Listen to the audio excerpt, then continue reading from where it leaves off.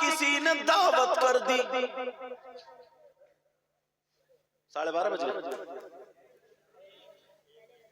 کیا ٹائم ہوتا ہے؟ ابھی تو 1 ہی بجا، 1 ہی بجا، نیند بھی ہو گئی، توجہ ہے نا میری طرف؟ 1 ابھی 2 بھی نہیں بجے، 2۔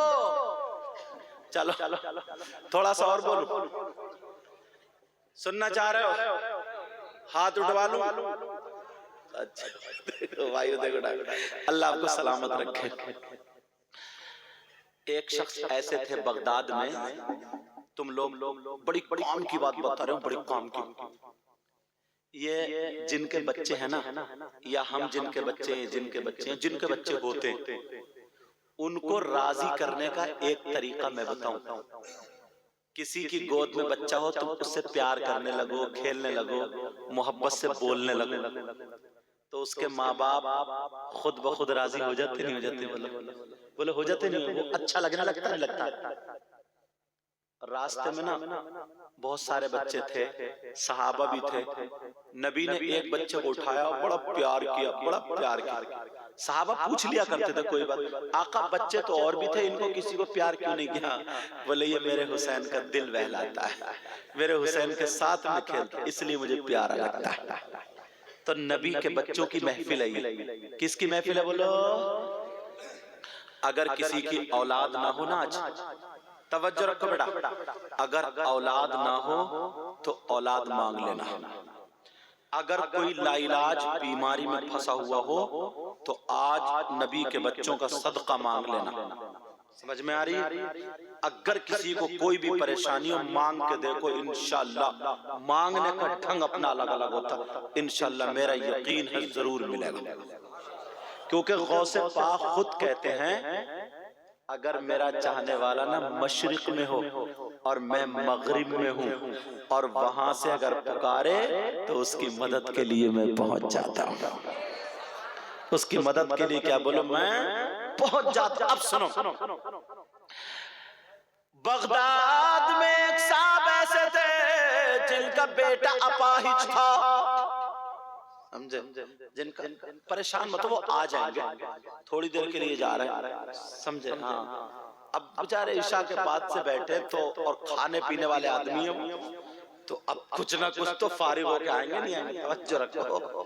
ہاں وہ تو الحمدللہ مولانا لوگوں کا مسانہ مضبوط ہوتا ہے، توجہ اور دعا کرو، توجہ رکھو۔ یہ لوگ بھی نا جب میک پہ آ جاتے ہیں تو ماشاءاللہ بہت پیارا پڑھتے ہیں، بہت پیارا۔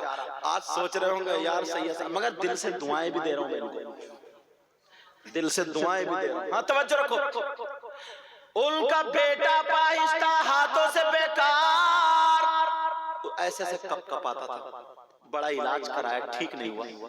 کسی نے کہہ دیا نا بڑے پیر صاحب کا ہاتھ رکھوا دو۔ کس کا ہاتھ رکھوا دو بولو پیارے؟ اچھا یہ کمیٹی والے کہاں چلے گئے؟ مجھے دکھائی نہیں، سو تو نہیں گئے گھر جا؟ کہاں گئے یہ بچے؟ اویس کہاں؟ اچھا اچھا پیچھے بیٹھو، مونگ پھلی کھا رہے کیا؟ صحیح ہے، ہاتھ ایسے باندھے پڑے ہو نا، جلسوں میں کچھ لڑکے مونگ پھلی کھاتے ہیں، مونگ پھلی لے کے اس لیے کر۔ توجہ رکھو، اس کا بیٹا اپاہج تھا، کسی نے کہا بڑے پیر صاحب کا ہاتھ رکھوا دو، تو انہوں نے سوچا کیسے کہوں یار، ہمت نہیں پڑ رہی، بولے چلو دعوت کرتا ہوں۔ بڑے پیر صاحب آئیں گے، وہ تو گھر کے حالات دیکھ لیں گے اور میرا بیٹا ٹھیک ہو جائے گا۔ سارے مولانا اور جتنے پیر تھے سب کی دعوت کر دی۔ بڑے پیر کی جب دعوت کرنے گئے، نیت یہ تھی کھانا نہیں کھلانا، بعد میں پہلے بیٹا ٹھیک ہو جائے، نیت یہ تھی۔ مگر بڑے پیر صاحب دل کے حالات جانا کرتے تھے، جیسے پوچھا سرکار آپ کی دعوت ہے، چہرے کو دیکھا پہچان گئے، بڑے پیر صاحب کہنے لگے جو تم دعوت کرنے آئے ہو اس کے لیے میں آ جاؤں گا۔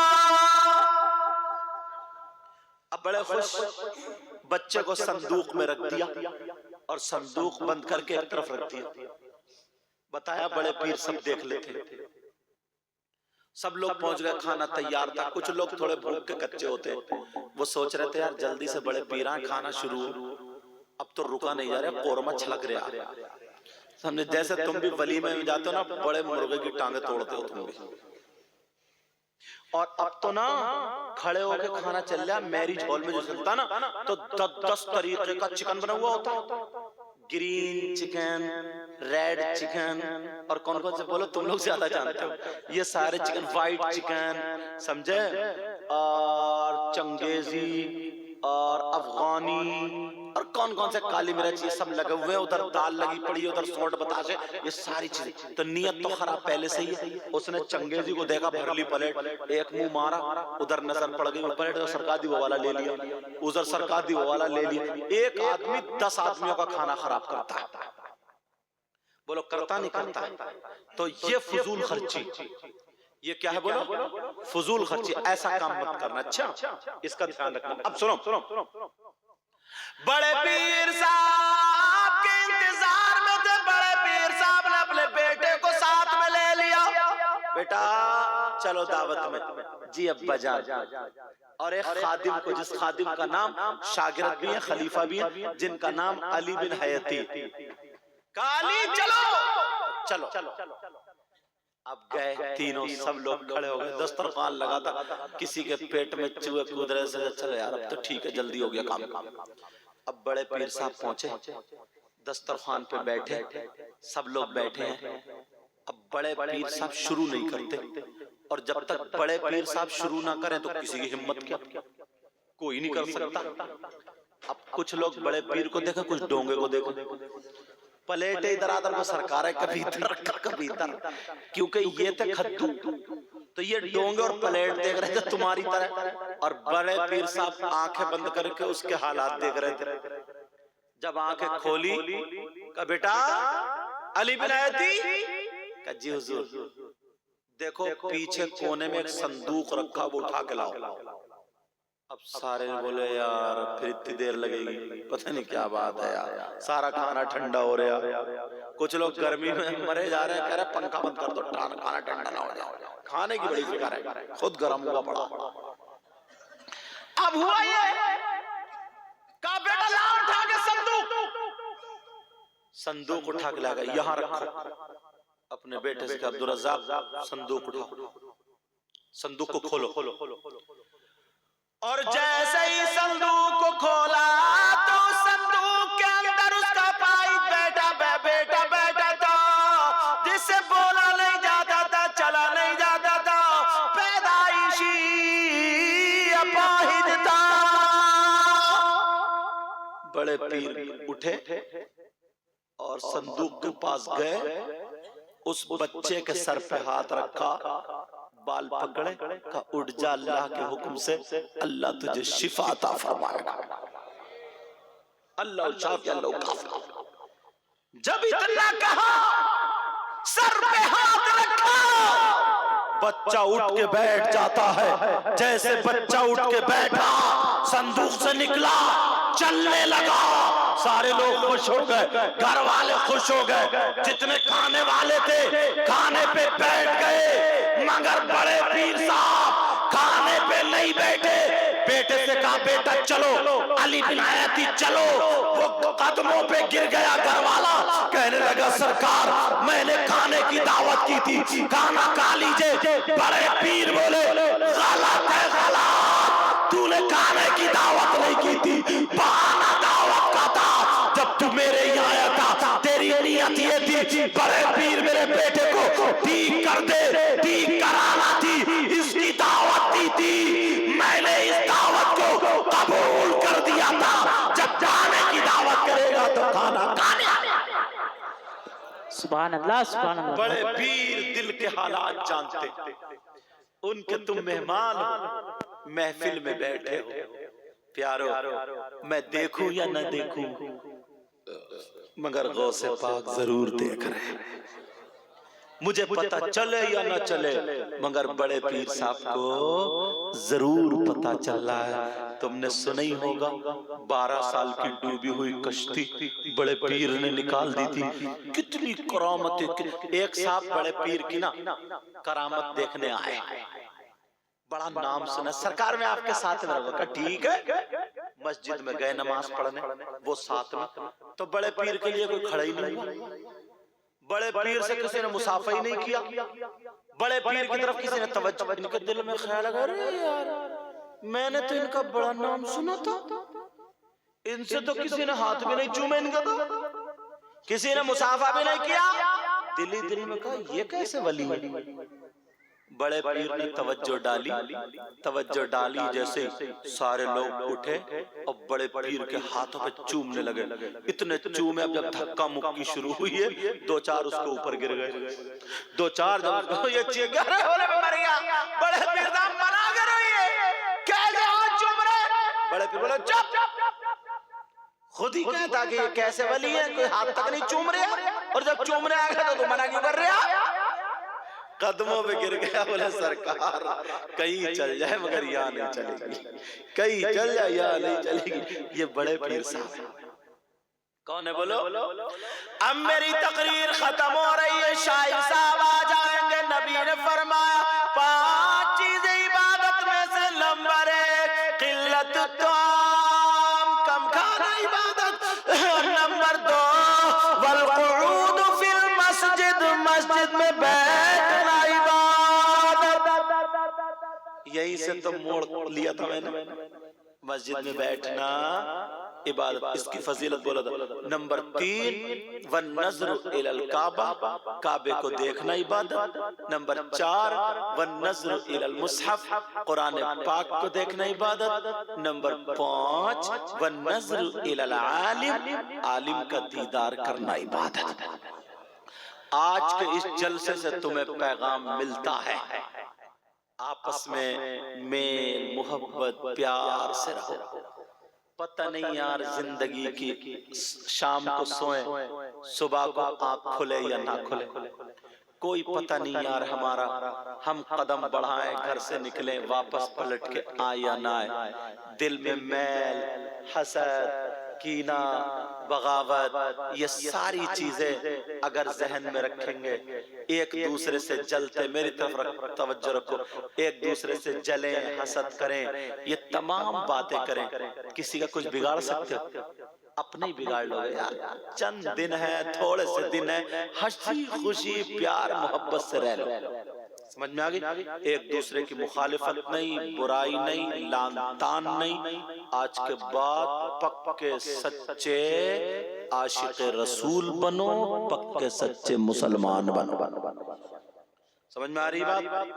اس تقریر سے سمجھ گئے؟ ہمیشہ نماز کی پابندی کرو، برائیوں سے بچو، اچھائیوں کی طرف آؤ، اور نبی کی اولاد کو دل میں رکھو، دل میں۔ سمجھ میں آ رہی ہے؟ ہاں، ان لوگوں سے محبت کرتے رہو، کیونکہ نبی نے آخری حج میں یہی کہا تھا، حجۃ الوداع کے موقع پر میں 2 چیزیں چھوڑ کے جاؤں گا، ایک قرآن، ان دونوں کو پکڑے رہنا، جو پکڑے رہے گا وہ کامیاب، جو چھوڑ دے گا وہ بھٹک گیا۔ ایک قرآن اور دوسری میری اہل بیت۔ سمجھ میں آ رہی؟ ان دونوں کو مضبوطی سے پکڑے رہنا، ایک کو پکڑو گے ایک کو چھوڑو گے، ایک کو چھوڑو گے ایک کو پکڑو گے تب بھی ناکام۔ مگر ایک بات اور بتا دوں، کچھ لوگ قرآن ہے نا، قرآن، اگر قرآن کو ناپاک آدمی چھوئے پڑھے تو اسے ثواب ملے گا، عذاب؟ قرآن کو پاؤں پہ رکھ کے پڑھے اسے ثواب ملے گا، عذاب؟ قرآن کو گندی نالی میں ڈالے، نالیوں پہ گھماتا پھرے، اسے ثواب ملے گا، عذاب؟ ایسے ہی اہل بیت اطہار ہیں، انما یرید اللہ لیذہب عنکم الرجس اہل البیت ویطہرکم تطہیرا۔ اگر ان کے خلاف کوئی چلا تو اسے ثواب نہیں ملے گا بلکہ عذاب ملے گا، کیونکہ یہ لوگ وہ ہیں جنہوں نے دین اور اسلام کی خاطر اپنی اولاد دے دی تھی، کربلا میں سمجھتے ہو آپ حسین پاک نے یزید کے ہاتھ میں ہاتھ نہیں دیا. کیوں؟ یزید شرابی تھا، جواری تھا، کبابی تھا، ڈھول بجانے والا تھا، لڑکیوں کو اپنے گھر میں رکھتا تھا، نماز کو چھوڑنے والا تھا. سمجھ میں؟ اس لیے حسین اولاد دینا بڑا مشکل ہوتا، آسان نہیں ہوتا. حسین پاک نے اپنے بچے دے دیے، اپنے بھانجے دے دیے، بھتیجے دے دیے، خود گردن دے دی، مگر شرابی، جواری اور بے نمازیوں کے ہاتھ میں ہاتھ نہیں دیا. جب کربلا میں نہیں دیا، بے نمازیوں، شرابیوں، جواریوں، لپنگوں سے حسین پاک خوش نہیں ہوئے، تو 1400 سال کے بعد اب کوئی جواری، شرابی، کبابی، بے نمازی، خرافات کرنے والا اگر یہ کہے کہ میں حسین پاک سے محبت کرنے والا ہوں، تو جب کربلا میں حسین خوش نہیں ہوئے، 1400 سال کے بعد ہرگز خوش نہیں ہوں. سمجھ میں آ رہی بات؟ اس لیے آپس میں میل، محبت، پیار، مودت. تم خود سے مفتی مت بننا. کچھ لوگ فتوے جھاڑنا شروع کر دیتے. کوئی بڑا عالم ہو اس سے پوچھو، کہیں پہ جا کر کے اس سے مسئلہ حل کرو، وہ اگر بتا دے اسی پہ عمل کرو. سمجھ میں آ رہی ہے؟ اگر اس نے غلط بتا دیا اور تم نے غلط عمل کر لیا تو تمہیں عذاب نہیں ملے گا، اسی کو عذاب ملے گا. تم پھر بھی ٹھیک رہو گے. سمجھ میں آ رہی بات؟ اور اگر خود سے کرو گے تو ہو سکتا گڑبڑ ہو جائے. میں اگر کھیت جوتوں، ایک بات بتاؤ، تو مجھ سے جتے گا کیا؟ نہیں جتے گا. میں دھان اگر بوؤں تو مجھ سے دھان بوئیں گے؟ نہیں. گیہوں لگاؤں تو لگیں گے؟ نہیں.